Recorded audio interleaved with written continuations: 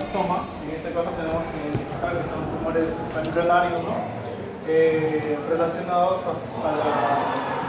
relacionados en este caso a la parte de la glándula suprarrenal, pero en la cresta neural, ¿no? Los hallazgos van a ser en este caso, este es un hallazgo ecográfico y este es un hallazgo sismográfico. En la primera vamos a encontrar el neuroblastoma de que a la luz de lo que es la columna vertebral va a haber aumento de la... va a envolver, ¿no? a la columna vertebral. En la parte número 2 vamos a ver extensión a lo largo de lo que es la columna vertebral, adosado a las paredes. En la 3 va a haber pequeñas metástasis hepáticas, ¿no? Con la columna vertebral en el medio,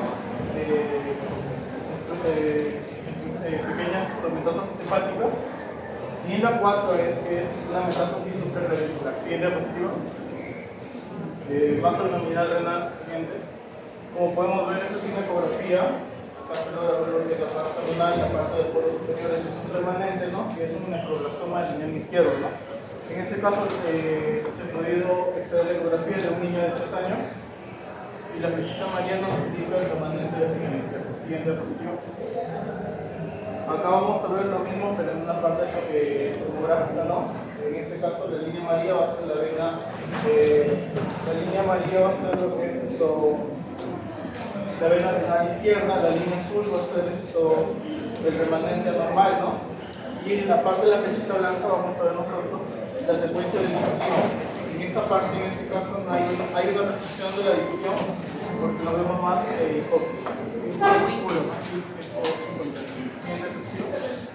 una masa abdominal hepática, como se puede ver la parte de la masa hepática, ¿no? Puede ser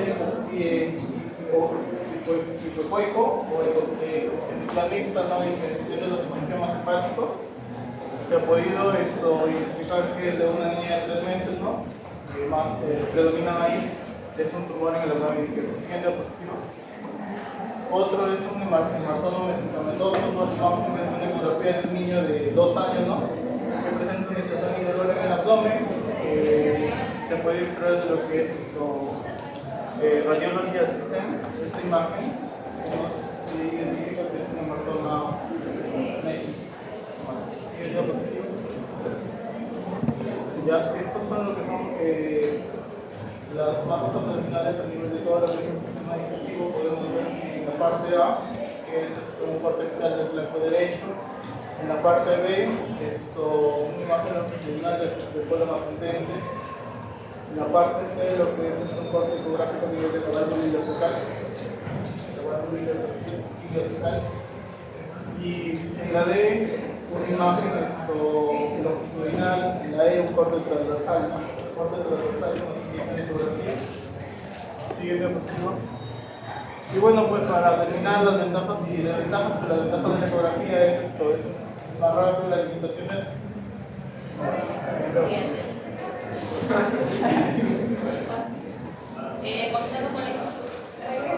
Continuando con la exposición, las masas abdominales en tomografía computarizada. En la imagen izquierda tenemos una tomografía computarizada simple, sin contraste, en el cual vemos anatómicamente los órganos que están normales. En este caso, ¿por qué decimos que es una tomografía sin contraste? Debido a que los vasos sanguíneos, en este caso la aorta abdominal, no se ve lo que es hipertensa, no se ve blanca. Hipertensa. Tenemos la tomografía con contraste, en este caso es todo lo contrario, ¿no? Vemos que la aorta abdominal en este caso se ve lo que es hipertensa y en este caso, algo patológico, vemos una masa hepática que está lo que es en el hígado, en el cual tiene lo que es bordes regulares y tiene lo que es una densidad hipodensa. Siguiente. Tenemos también dentro de las técnicas tenemos la multicefálica, en el cual es una técnica de imágenes que está tomada lo que es en diferentes tiempos, en los cuales vamos a ver, se divide en 3, tenemos la fase arterial, la fase corta y la fase tardía. En la fase arterial tenemos de 20 a 30 segundos, en las cuales el contraste llega a lo que se encuentra principalmente dentro de las arterias Y tenemos lo que es en la fase corta, tenemos que es de 60 a 70 segundos, en los cuales el contraste llega a lo que es al hígado a través de lo que es de la vena porta. En la fase tardía tenemos que es de 3 a 5 minutos, y tenemos que esta se identifica lo que es si capta o elimina lo que es el contraste. En este caso está captando lo que es el contraste, porque tenemos lo que vendría a ser en este caso una lesión en el hígado hipodensa. Tenemos lo que es los multicortes, en el cual tenemos lo que es un corte horizontal, axial, tenemos también el coronal, que es de adelante hacia atrás, y el sagital, que es corte lateral. Las ventajas de esto es que es rápida, se da en segundos, tiene una alta resolución, da lo que es imágenes totalmente bien detalladas, mayor comodidad para el paciente porque va a tener menos tiempo lo que es en la cama del tomógrafo, y además no va a tener la necesidad de volver a repetirse lo que es el examen, ¿no? Mayor precisión diagnóstica, detecta lesiones pequeñas y imágenes multidisciplinarias. Tenemos dentro de los hallazgos en la tomografía las adenopatías. En este caso vemos lo que es los ganglios linfáticos que están en la región retroperitoneal, en los cuales y tenemos lo que es el efecto masa, ¿no? Vemos que acá hay una invasión de la lesión en el hígado, en el cual vemos que los bordes son regulares y como vemos que no hay desplazamiento de los órganos, ¿no? El estómago está normal, igual el vaso y los riñones. Masas abdominales, lo que es una resonancia magnética. Las técnicas es la sin contraste, que es la simple, y la con contraste, ¿no? Que se usa el gadolino. Acá vamos a ver una resonancia magnética donde vamos a ver una masa. La de que es con contraste, ¿qué va a hacer el contraste? Va a ayudar a que se delimite lo que es la masa y ayudar en la vasculación. En lo que son las secuencias principales tenemos la T1, puesto la ponderada y la certificación de grasa, que es cuando se borra la grasa. Este es un corte axial, está normal, aquí se pueden ver los dos riñones, acá se ve el hígado.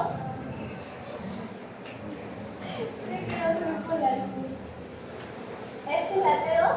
Bueno, en la T2, lo que me faltó es que en la T1 la grasa se va a ver hiperintensa y los líquidos hipointensos, ¿no? En cambio en la T2 se va a ver los líquidos hiperintensos y la grasa hipointensa. En lo que son los hallazgos, he puesto un quiste hepático que es muy común y el hemangioma hepático, que son benignos, ¿no?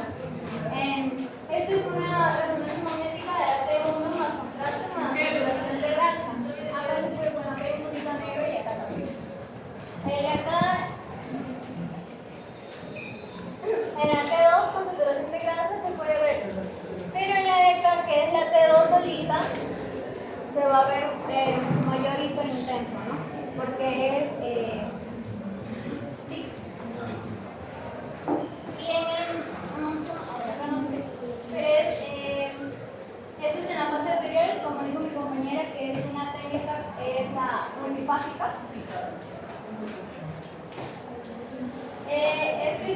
Sucede en la fase anterior, que es de 20 a 30 segundos. Y esta es la retratada, ¿no? Cuando se ve que el contraste va a demorar en salir o se va a eliminar. Y lo de acá es un carcinoma hepático que es maligno. Tenemos un corte de T2 coronal. Vamos a ver acá el carcinoma. Y en la fase venosa portal con saturación de grasa se va a ver así.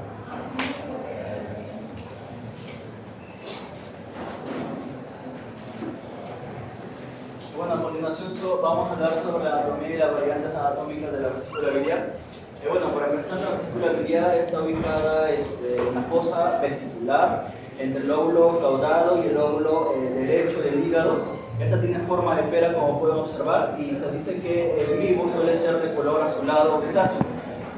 Tiene como función almacenar, concentrar y por ende también ayudar a liberar la bilis para la digestión. Dentro de sus partes anatómicas tenemos que tiene pues el cuerpo, el fondo, el cuerpo y el cuello. Dentro, aquí podemos observar un infundíbulo, donde aquí se ubica la bolsa de Hartmann, es donde pues se acumulan los cálculos vesiculares. Bueno, también tenemos el recorrido de la bilis, que como sabemos es producida por el hígado, luego pasa por los conductos hepático derecho y izquierdo, pasan por el conducto hepático común, luego van al conducto cístico y por último a la bilis. Para luego, pues cuando se va a realizar la digestión, salen por el conducto cístico, por el conducto colédoco y luego se vierte en el duodeno. También tenemos la irrigación, que esta es irrigada por la arteria cística, que esta viene de la arteria hepática derecha. También podemos observar aquí el triángulo de Calot, que este es importante para que se pueda realizar una laparoscopía.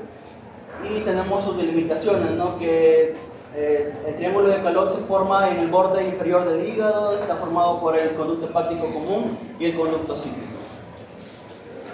Bueno, a continuación vamos a hablar sobre la anatomía normal de la vesícula. Como podemos observar, tenemos una vesícula anecoica, tiene forma oval o piriforme, su pared debe medir menor o igual a 3 milímetros, sin ecos internos y sombra acústica, mientras que su longitud pues debe ser de 7 a 10 centímetros y con un diámetro transverso menor o igual a 4 centímetros. La ecografía, la ecografía es importante porque nos permite evaluar cálculos, dilatación de las vías biliares, de manera de que el paciente no se le irradie. Bueno, aquí en la tomografía, como podemos observar, dentro de los hallazgos normales, nos muestra una vesícula hipodensa, con una bilis homogénea, una pared fina, y esta se encuentra localizada en la fosa vesicular. La densidad nos dice que la densidad debe ser de 0 a 20 unidades no me acuerdo. Y pues es importante, ¿por qué? Porque nos indica que una bilis de 0 a 20 pues está normal. Si en caso estuviera de 20 a 30 nos indicaría que tenemos una bilis barrosa. Bueno, dentro de las variantes tenemos el capuchón frigio, el cual viene a ser un pliegue del fondo vesicular sobre sí mismo. Como podemos observar, acá tenemos a la vesícula, está anecoica y pues de la misma se despliega un capuchón, ¿no? Tiene un doble contorno y tiene una apariencia de tabique. Es importante porque esta es la variante más frecuente que se ve, no es patológica y no requiere tratamiento. También tenemos a la vesícula aceptada, el cual pues aquí viene se presenta también que dentro de la vesícula. En una ecografía como podemos observar en esta ecografía normal, lo podemos observar a la vesícula que está anecoica, mientras que en esta imagen podemos observar una vesícula aceptada, ¿no? Presenta tabiques y esta presenta un signo de panal de abeja. El diagnóstico diferencial pues nos ayuda a diferenciar del barro biliar, coágulos o tumores. También tenemos a la vesícula intrahepática y la vesícula izquierda. Como podemos observar, la vesícula intrahepática pues está rodeada totalmente o parcialmente por el hígado, y en la vesícula izquierda está pues ubicado a la izquierda del ligamento falciforme y es una variante muy rara. La importancia de ambas es que ambas variantes son relevantes para el cirujano de hepatobiliar. Y por último, a los divertículos vesiculares. Estas son pequeñas protrusiones de la pared vesicular. Como podemos observar acá se observa la vesícula anecoica en una ecografía y sobresale un pequeño divertículo, como pueden observar aquí. Es importante esto porque puede confundirse con pólipos, adenomatiosis, lesiones tumorales, y esta se diagnostica a través de una ecografía, una tomografía o una resonancia magnética.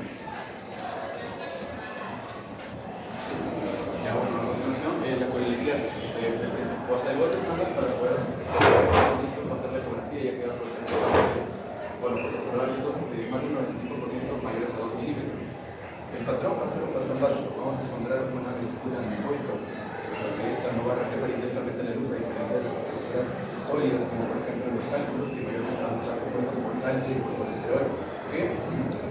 Bueno, si bien es cierto, no van a poder dejar pasar el sonido, que es propio de la ecografía, van a generar una sombra acústica posterior, mientras que aquí va a estar el ruido o el eco generado por los líquidos aquí. Se va a encontrar, pues, aquí lo vamos a poder ver mejor el patrón de la pared, el ruido y finalmente la sombra acústica posterior.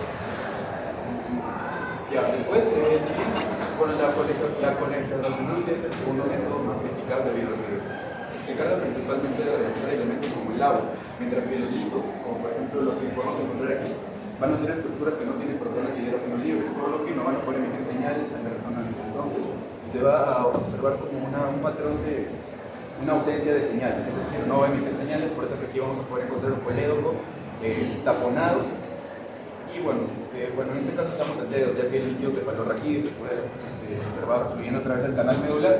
Y después, la tomografía, que esto directamente no es eficaz debido a que van a ser isodensos los cálculos y van a ser isodensos el colesterol con el cálculo, ¿no?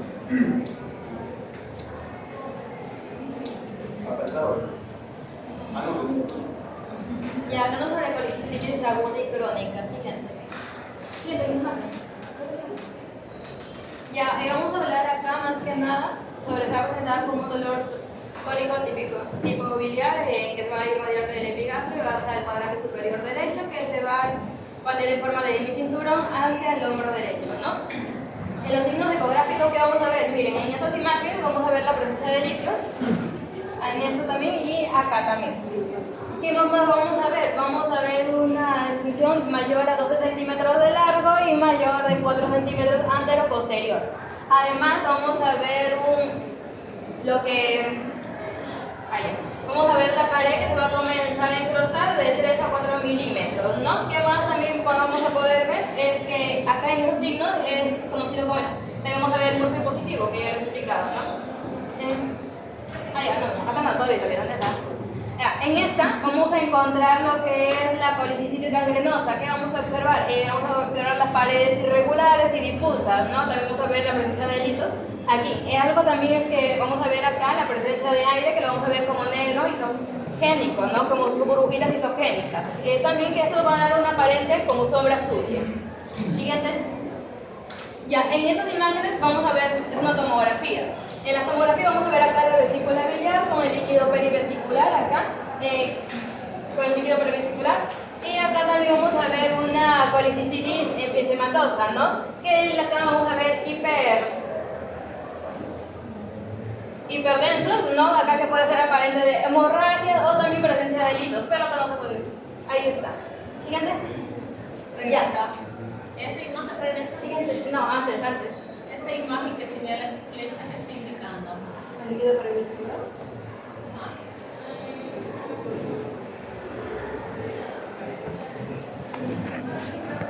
El acá es una colicitis enfisемatosa, se encuentra el líquido. Porque es enfisемatosa.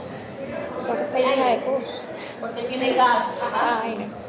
El gas, comparado con el del intestino, vemos que hay gas que delimita toda la pared. Esto nos está diciendo que hay una colicitis enfisematosa, complicada, gangrenada. Generalmente esto le pasa a los pacientes diabéticos, ¿ya? El paciente diabético tiene esa característica. Generalmente. Siguiente. Ya, la tomografía. Ya, acá en la tomografía vamos a ver lo que es lo normal y lo que es acá, ¿no? En la tomografía no te va a ocurrir lo que es lolito, sino vamos que nada la inflamación. ¿Por qué? Porque vamos a ver que el radiofármaco va a pasar y se va a observar acá la vesícula, pero en el diagnóstico mayor a 1 hora y el confirmatorio mayor a 4 horas, vamos a ver que no vamos a encontrar acá la vesícula biliar, lo cual acá hay un proceso inflamatorio. Siguiente. En la colicitis alitiásica, porque no solamente tenemos delitos, porque delitos solamente es un 90% y alitiásica sin litos es un 10%. Acá podemos ver, por otras causas, acá vamos a ver igual el líquido perivesicular, acá el color negro. Siguiente, acá vamos a ver el barro, el lodo biliar, que es en la bilis vamos a ver lo denso y todo eso. Acá también vamos a ver el líquido biliar, ¿no? Ya, siguiente. No solamente vamos a ver un engrosamiento de la pared de la vesícula biliar en colecistitis, bueno, se puede confundir, también una insuficiencia cardíaca congestiva, ¿no? Como se puede observar acá, también hay una presencia de delitos, pero tener mucho cuidado también en eso. Acá, también un paciente con ascitis se puede llegar a confundir, o sea, sí puede llegar a inflamar la vesícula, pero acá vamos a ver el líquido, no es un líquido perivesicular, no, ya es un líquido ascítico. Siguiente, ahora. ¿En qué otra patología? Pancreatitis, hepatitis A, también posayuno. Otra. Lo tenía harto, Está la moda. Hay hembra y macho y la mala es la hembra. ¿Qué? Vuela. Ah, el dengue. En el dengue encontramos esa desfacelación de la pared y esa colección. El paciente que llega con dolor abdominal, le hacemos dolor abdominal, líquido libre, le hacemos la ecografía y no tiene ningún otro antecedente, pero sí marca el N segundo positivo. Esa característica se le tendría.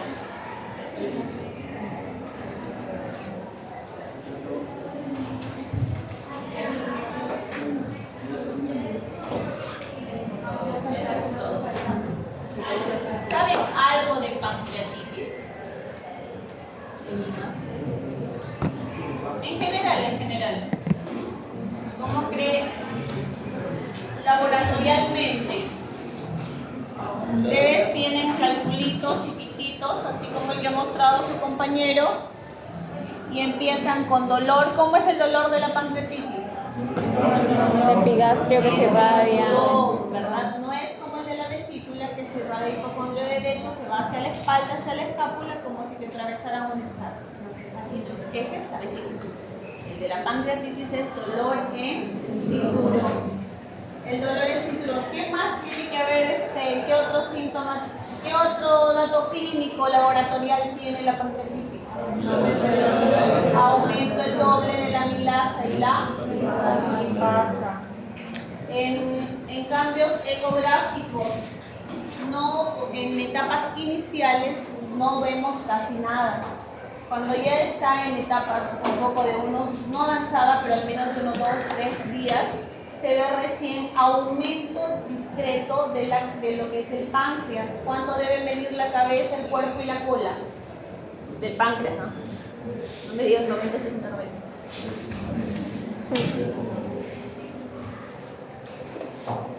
Hay una regla, ¿ya? 20, 15, 10. Pero hay variantes anatómicas del páncreas, ¿ya? Entonces es un referencial, porque hay el páncreas dividido, divisum, que es el páncreas divisum, o el páncreas que tiene también la cabeza y la cola son también ovoideas. Hay un montón, hay como 15 diferenciales, pero al menos el básico es 20, 15, 10, ¿ya? Existe la clasificación de Baltasar, la clasificación A, B, C y F, G. Ese sí me van a hacer la próxima clase, si bien es cierto, no hay examen, porque sus compañeros lo han hecho mucho mejor, ¿ya? Me van a traer la clasificación actualizada de Baltasar, escrita en puño y letra. Esa va a ser su evaluación. ¿Ya? Esa va a ser su evaluación, porque ahorita no tienen 7, 6. Van a exponer la clasificación de Baltasar para la pancreatitis, porque eso sí es importante para ustedes. ¿En una hoja? ¿Solo una hoja? Hojita nada más, a puño y letra. Siguiente grupo, ¿qué más va a poner? Ya bueno, seguimos. Mientras ponen sus compañeros. Las patologías benignas en abdomen son los hemangiomas, los quistes, que no se asusten que se van a hacerse una ecografía y le encuentran quistes hepáticos. Los quistes hepáticos son normales. Claro que existe una clasificación del IRRAS para ver el tipo de cáncer, digamos, lesión maligna que puede tener el hígado. Pero los quistes, los hemangiomas son totalmente benignos. Los quistes tabicados también son benignos, ya que pueden ser incluso por equinococo o quistes simples comunes y corrientes. Vayan poniéndole. Tenemos entre las lesiones malignas, tenemos lo que son las metástasis, tenemos lo que vendría a ser el hepatocarcinoma, que es, si dice hepatocarcinoma, ¿de dónde qué célula creen que saldría? El hepato. Entonces, el hepatocarcinoma generalmente le da a aquellos pacientes cirróticos. Los pacientes cirróticos suelen tener, digamos, terminar en lo que es un hepatocarcinoma. Antes se daba que el paciente cirrótico era por causa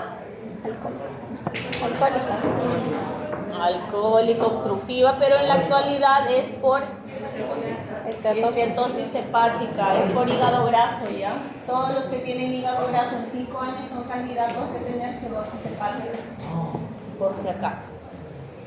¿Qué más? ¿Qué otras lesiones tenemos en abdomen? Tenemos lo que son los tumores de las glándulas suprarrenales. Mientras menos de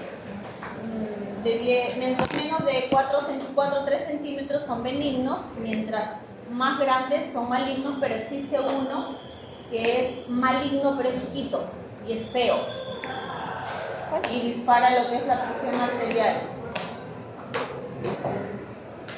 El feo cromocitoma. Es feo, pues el feo cromocitoma.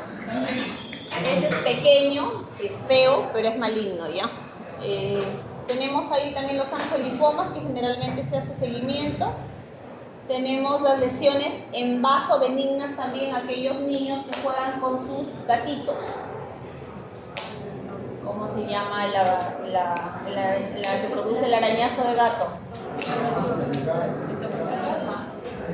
Bartonella. Ese es generalmente los que tienen gatitos, hay niños que nos han llegado, por ejemplo, de Jaén, incluso de acá de Chiclayo, con dolor y fiebre permanente, FOD de origen desconocido, hasta que le hacemos ecografía y les vemos lesiones hepáticas y lesiones esplénicas en forma de anillitos en ambos. En primer lugar, si es que no tuviera fiebre, yo pensar en un linfoma, si es que no tuviera fiebre. Pero como tiene fiebre, yo me dirijo más para lo infeccioso. No sé si en el grupo de práctica vimos un caso, no recuerdo, o fue con los otros chicos. Llega un niño de 8 años con dolor abdominal y fiebre, y la hora que le hacemos la ecografía se ven lesiones tanto en el hígado como en el vaso. Lesiones que nos harían pensar en un linfoma, porque aparte de eso el niño tiene ganglios retroperitoneales bien feos. Entonces, los de emergencia pediatría lo derivan como descartable linfoma. Y la hora que le hago preguntas al niño, como ya hemos visto antes esa patología y ya se nos graba en la cabecita, entonces yo voy y le digo, señora, ¿y su niño ha tenido fiebre? Sí. ¿Y tiene gatos? No, no juega con gatos. Mi amorcito, ¿juega con gatos? Sí, ese día me arañó el gato, estaba peleándose el gato de mi vecino y lo cargué y me arañó. 2 semanas había pasado y le dice la señora, ¿pero para qué le agarras al gato? Estaba jugando. Entonces la mamá, ni siquiera las mamás, por estar con los alumnos, ni siquiera sabemos qué están haciendo nuestros hijos. Entonces algo así le ha pasado a la señora, que yo no sabía lo que tenía el niño, pero el niño, menos mal, como daba razón, dijo eso. Se salvó, ya que ese tratamiento se puede hacer el estudio de la Bartonella Concentrada y sale positivo, se le da tratamiento en 3 meses, se hace su control y automáticamente el niño está curado. A diferencia de las metástasis hepáticas, que suelen dar los que tienen los tumores de cáncer de mama, los melanomas, los tumores otros se va al hígado, los de cervix, los del colon se van al hígado, ¿ya? Si el paciente viene y yo le hago una ecografía y le encuentro lesiones hepáticas, pero tiene el antecedente de cáncer, lo primero que mi cabecita va a pensar no es que tiene una lesión primaria de hígado, sino una lesión secundaria, ¿ya? Otra patología benigna en páncreas, todo lo que es quístico generalmente en algunos es benigno. En páncreas tenemos la enfermedad de la hija, la madre y la abuela. Me van a buscar y van a dibujar el páncreas también. Ya presto la próxima, el próximo lunes. Están apuntando, ¿no? La enfermedad de la hija, la madre y la abuela, tumores de páncreas, así se llama. Me van a dibujar solo el páncreas con todos sus tumores. ¿Qué más? Tumores renales, igual los quistes Estos son totalmente benignos, este es según la clasificación de Bosnia, 1, 2, 2F, hasta 2F son benignos, de 2F para arriba se hace seguimiento. Tenemos lo que son ahí los ureteliomas, que son tumores malignos, completamente malignos. Tenemos los tumores de células claras, también es maligno. Otro tumor gástrico que podemos encontrar en tomografía son los tumores del estómago, que es el peor es el tumor en anillo sí. Ya generalmente hemos visto en jóvenes, yo tengo unos amigos que han muerto de 27 años, que generalmente las endoscopías se deben hacer cada 2 años. Las endoscopías se hacen cada 2 años, sobre todo si han llevado tratamiento de Helicobacter pylori. ¿Qué más tenemos? Los tumores de colon generalmente, que si se encuentran a tiempo se delimita y pueden reseccionar toda la lesión, salvo que tome la parte inferior del recto, ahí desfocalizan y le hacemos una colostomía, ¿no? ¿Qué más hay? ¿Ayudas con el mío?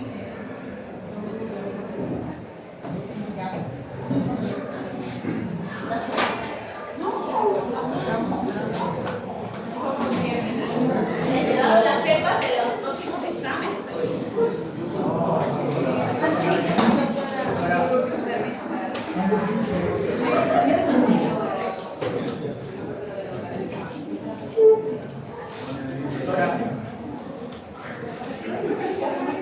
Yo quiero cargar.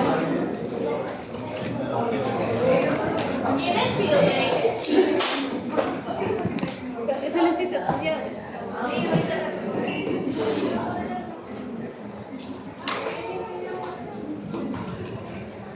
Muñoz, Carranza.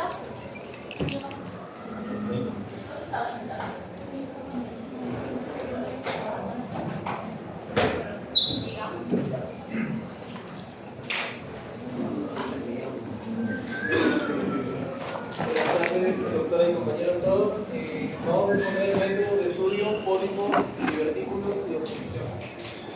Como parte introductoria al tema, nos indica que los pólipos, los divertículos y la obstrucción del intestino delgado son patologías muy frecuentes del sistema digestivo que pueden generar diversas complicaciones.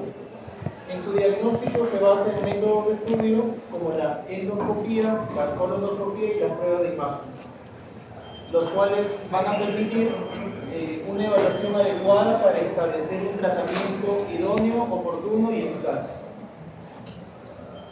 Como anatomía general, el tubo digestivo es un conducto que inicia desde la boca, pasa al esófago, después al estómago, al intestino delgado y por último pasa por el tracto del intestino grueso.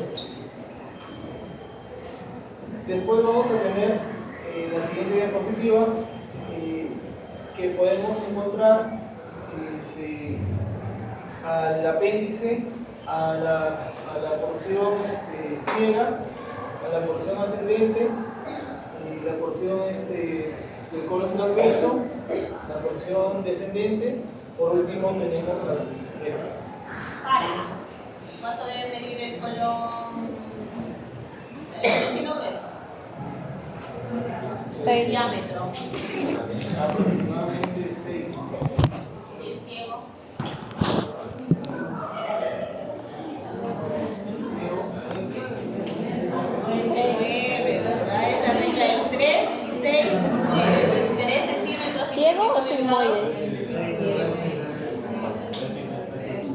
Ya.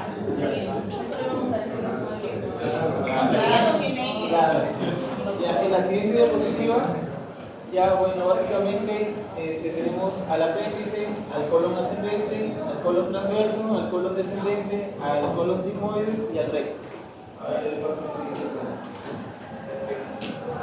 Vamos a ver el concepto del estudio organizado. Aquí vamos a ver cómo vamos a ver todo lo que es el tubo digestivo, empezando por las vías o más las estenosis, las fístulas, pólipos y lo que es obstrucción. Acá hay dos tipos, contraste barato para varietado, lo que es el sulfato de bario y el contraste hidrosoluble.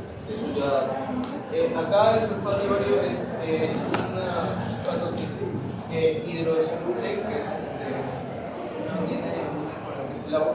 Aquí vamos a poder ver todo lo que es la imagen, desde el esófago, el estómago, el intestino grueso, el intestino delgado. Y bueno, acá el beneficio es de que es de bajo costo, acá hay mayor resolución y se puede detectar las lesiones. Acá es diferente, acá sí es soluble. Acá es donde se puede ver lo que es una perforación o una manera de obstrucción o fuga del intestino. Lo que es indicaciones, acá vamos a ver lo que es el paciente de disfagia. Bueno, acá vamos a ver toda la parte del esófago, todo donde se ve una destrucción. Lo que es estenosis, estenosis acá permite ver la extensión y severidad del estrechamiento del intestino. Lo que es las fístulas, acá se puede ver el estrechamiento anormal de lo que es los órganos, de todo el tema del intestino, solamente el intestino.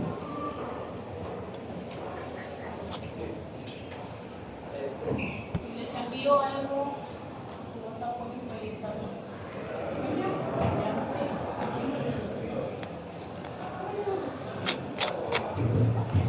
Sí, ahorita digo. Sí.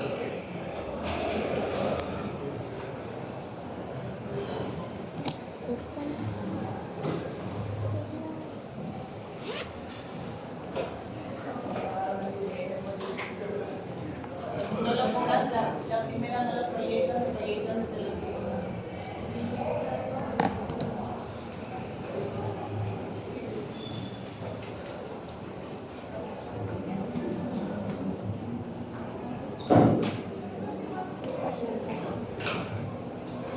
¿Quién es Alvarado Risco? Yo. Pregúntame a una. Espera, está cargando.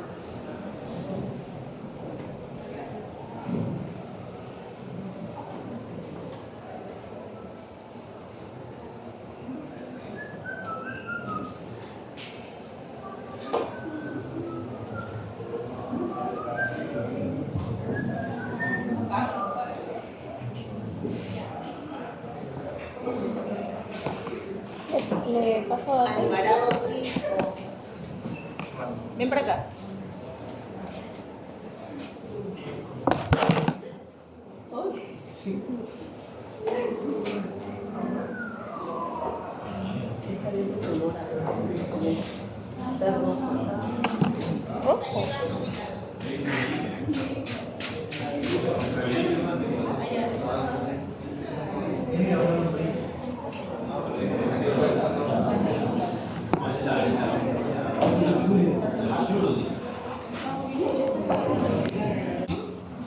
Lo correcto, existen varias formas de toma de la radiografía. Incidencias. No, nada, de acuerdo. De las diferentes incidencias, ya. Antero, posterior, de lateral, O lateral y de izquierdo. cúbito y en rayo tangencial. Porque es importante que tengamos en cuenta que la radiografía de abdomen se toma o podemos decir que está bien tomada cuando esta se representan las cúpulas hasta la síntesis del pulso. Generalmente les dije que lo que es la radiografía de abdomen pedida por consultorio externo es para ver el tránsito intestinal, a lo que sus compañeros estaban hablando, que se les da al niño el bario para ver hasta dónde puede tener una estenosis, divertículos, entre otros. Pásala.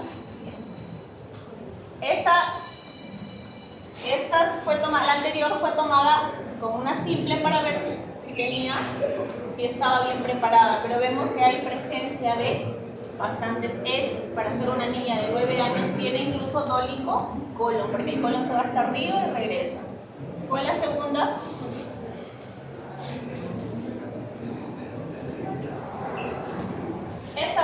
que es una radiografía tomada a los 15 minutos. Observémoslas bien.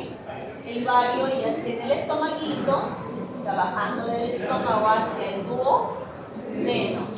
Pasa la otra.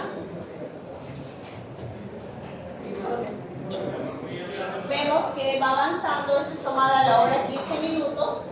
La niña no presenta ninguna alteración en cuanto a la formación. Pasa. Mili, la última.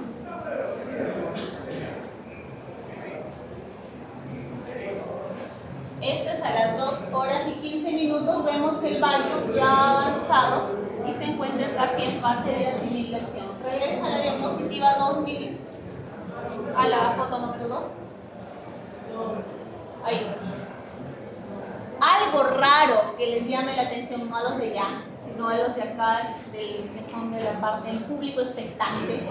Algo que les llame la atención acá.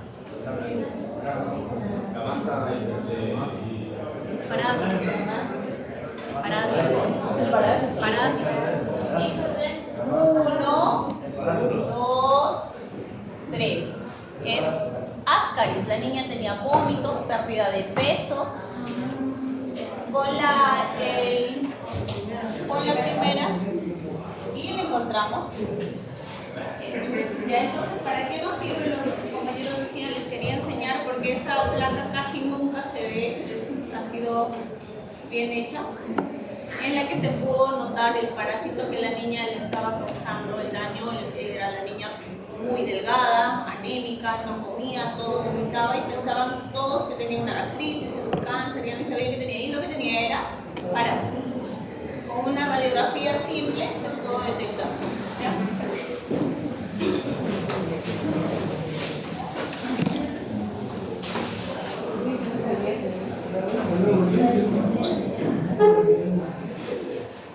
Ya, esta es la zona del hermoso de los pólipos. Ten en cuenta que es un crecimiento anormal de lo que es tejido que va a inserir en la membrana mucosa, sobre todo lo que es el colon en este caso.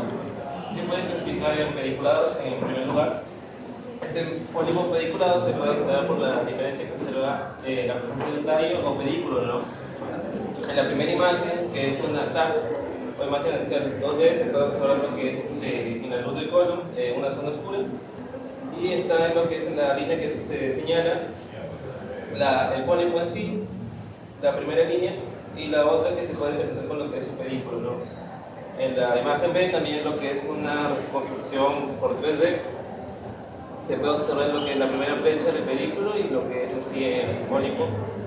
En la última, que es una colonoscopía, esta es una imagen real tomada por un endoscopio, y se observa lo que es una masa rojiza y su tallo definido, ¿no? En la parte de abajo. El otro tipo es un pólipo sexual.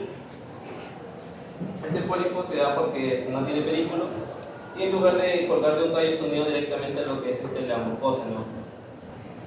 Y puede verse como una elevación tanto redondeada o también puede verse aplanada, ¿no? Por otro lado tenemos el adenomatoso, que principalmente se nos puede llevar lo que es un cáncer colorectal. En esta imagen de acá podemos observar lo que es una lesión mucosa irregular rojiza, elevada con aspecto más complejo de un pólipo pequeño simple, ¿no? Donde la superficie puede verse lobulada o alterada. Y por último lo que es el pólipo hiperplásico, ¿no? Este es por una proliferación mayormente benigna de la mucosa. Generalmente son pequeñas y flipentes lo que son el recto y colon sigmoideo, y tienen un bajo riesgo de lo que es la malignidad.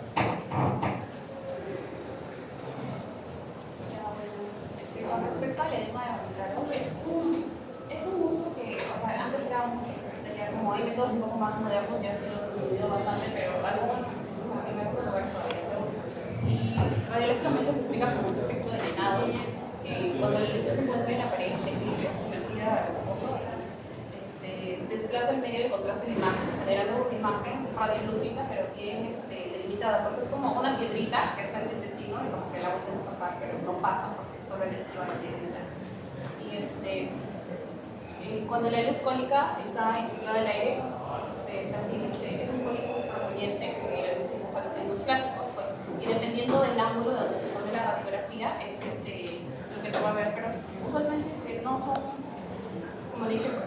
es por el ángulo en que estamos en la radiografía, o sea, hay signo de anillo y signo de sombrero, pero en realidad es lo más importante es el signo de boquilla, que lo voy a explicar. Bueno, depende de la visión de la pared,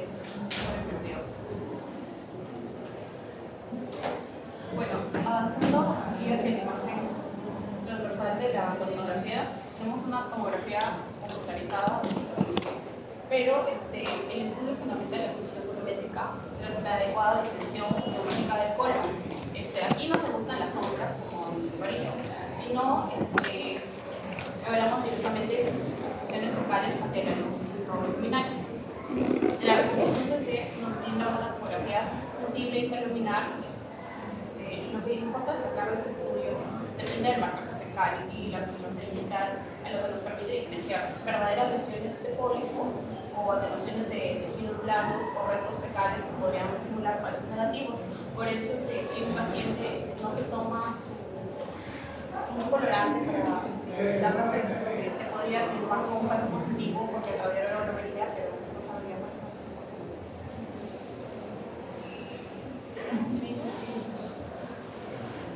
Ya la colonoscopia óptica. Este es el gol estándar que actualmente nos permite la visualización macromicroscópica directamente de la mucosa. Aquí abundan las necesidades y ya vemos lo que es finalmente para enfocarnos en la macroscopía directa. Lo clasificamos en las lesiones subpericuladas, sésiles o claras entre los compañeros, y así determina la viabilidad para la técnica de polimetomía endoscópica. En la morfología de los públicos, o sea, aquí tenemos lo más importante, por así decirlo, porque por ejemplo acá tenemos un pólipo vinculado que lo que nos es como un arbolito, como un champiñón, que acá está la masa del pólipo y acá está el pedículo. Y estos son los mejores para los gastroenterólogos porque aquí se puede cortar fácilmente y se saca nada más el mismo color.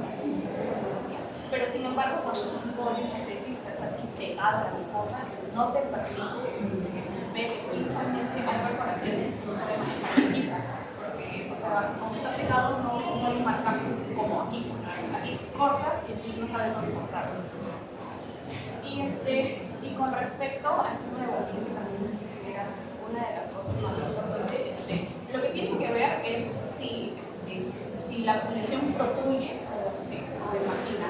La clave es observar pues, a dónde apunta la cúpula del sombrerito, que es el pólipo, y si apunta hacia adentro, estamos ante un pólipo, y si apunta hacia afuera de la pared, es un matrícula. Ya, bueno, y aquí la comparación clínica,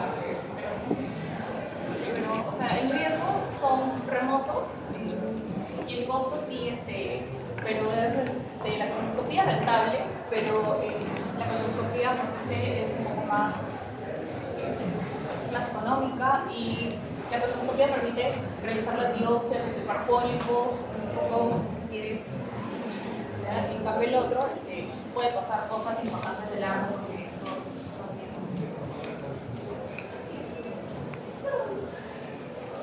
Ahora vamos a hablar sobre la enfermedad diverticular, diverticulosis, diverticulitis y divertículos múltiples, divertículos de tomografía computarizada. Bueno, primero, ¿qué es un divertículo? El divertículo es una bolsa o un saco redondeado que sobresale sobre la anatomía, es un saco redondeado que sobresale fuera del contorno del intestino grueso, en especial del colon, pero es más frecuente en el colon sigmoides, teniendo un 80-90% de los casos. Se va a dar en esta parte porque tiene más presión interluminar y hay más presión al evacuar heces. Esta se va a llenar de contraste y estos vendrían a ser individuales y se comunica con el uso intestinal mediante el cuello estrecho. Esto se va a dar mayormente en personas de 60-80 años y personas que tienen dieta baja en fibra. Una perforación de un divertículo nos daría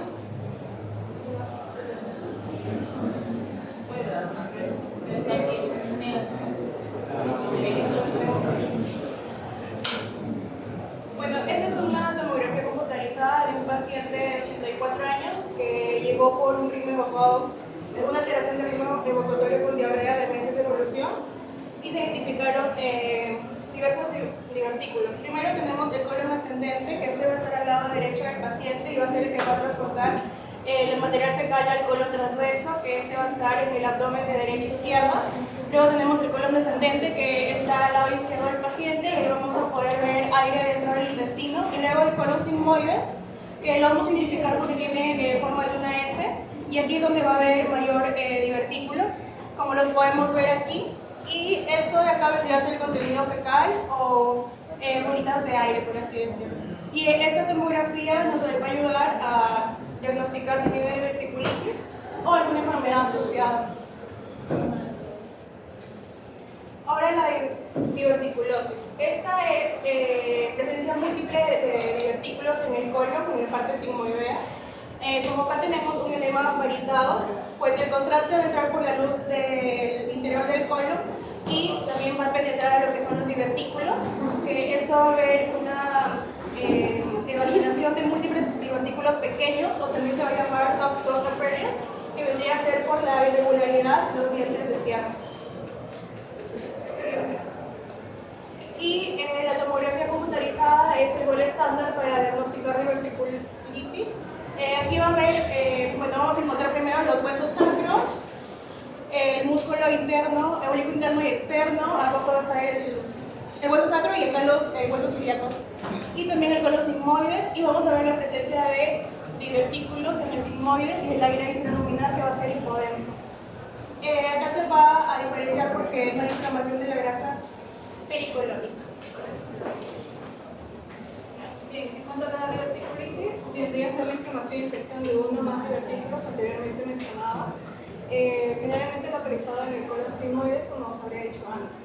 El gol estándar sería la tomografía computarizada, es el estudio de erección con contraste, que su sensibilidad vendría a ser del 94 al 99%. El hallazgo principal en la TC vendría a ser el engrosamiento de la pared colónica y más característico la inflamación de grasa pericolónica, que se le dice en fases trampas.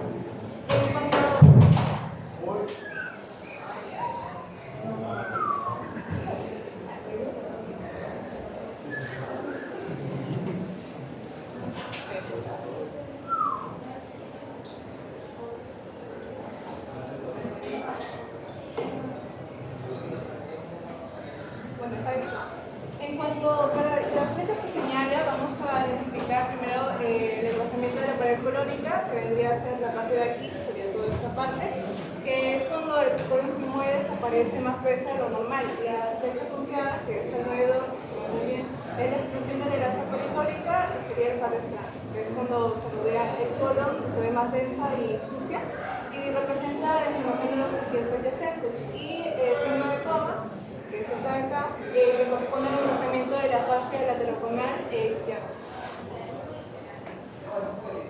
En cuanto a la clasificación, aquí se podría diferenciar en Kinsey o WSES, que es World Society of Emergency Surgery, que viene a ser la clasificación. Bueno, primero la Kinsey se creó en 1978 y sigue siendo vigente para los cirujanos, pero esta se basa en hallazgos intraoperatorios, por lo que no es muy útil el valorar alternativas terapéuticas previas a la cirugía, por lo que actualmente se clasifica en la última, que es WSES, ya que los hallazgos radiológicos se dan por medio de una tomografía computarizada, no es actual.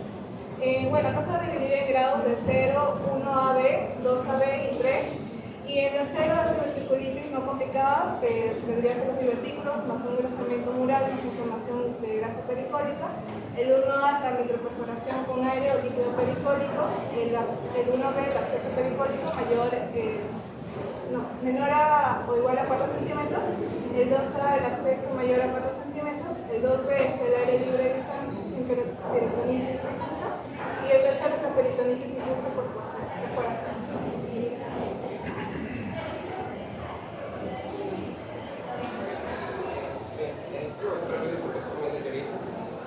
Principalmente en las cirugías, principalmente voy a hablar de lo que es la posición mecánica física del